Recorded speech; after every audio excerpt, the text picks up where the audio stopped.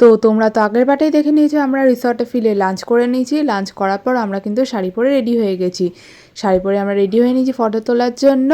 আমি কিন্তু এই শাড়িটা কিনেছিলাম কাশ্মীরে যাওয়ার সময়, কিন্তু তখন পেহেলগাম অ্যাটাক হয়, এই জন্য আর আমরা সেখানে শাড়িটা পরতে পারিনি, আর ওখানে আমাদের অ্যালাউ করে না, এই জন্য আমরা সেখানে শাড়ি পরতেও পারিনি, ফটোও তুলতে পারিনি।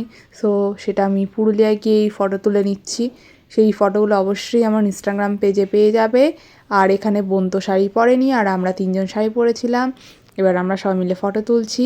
এবার তুলতে তুলতে আমরা এবার লোকেশন চেঞ্জ করে অন্য এক জায়গায় ফটো তুলতে দিয়েছি। ফটো তোলা কমপ্লিট করে আমরা কিন্তু রুমে চলে এসেছি। রুমে এসে আমরা লাগেজ গুছিয়ে নিয়েছি, তার কারণ পরের দিন দুপুরবেলা আমাদের ট্রেন ছিল, আর সকালবেলা আমাদের সাইট সিন কিছু বাকি ছিল, সেগুলো করার ছিল। এবার আমরা লাগেজ গোছাতে গোছাতে আমাদেরকে হোটেল থেকে একটা টিফিন দেয়, সেটা ছিল চানাচুর মুড়ি আর ভেজিটেবল চপ আর কফি। এইগুলো খেয়ে আমরা যাবো ছৌ নাচ দেখতে। রেডি হয়ে গেছি, যাবো দেখতে ছৌ নাচ। যে ও রেডি হ্যাঁ, আমরা যাওয়ার বিন্দু মাত্র দম নেই গাইস।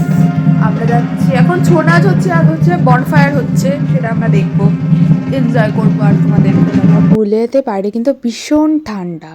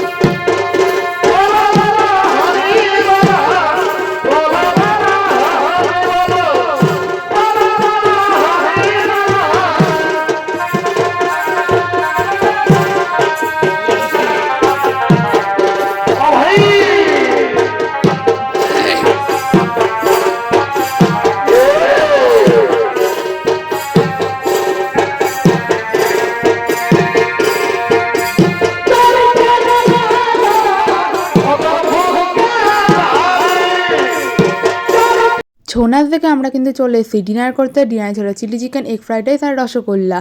তো বাইরে কিন্তু ভীষণ ঠান্ডা। তো আজকের মতন টাটা বাই, দেখা হচ্ছে নতুন একটা ভিডিওতে, বাই।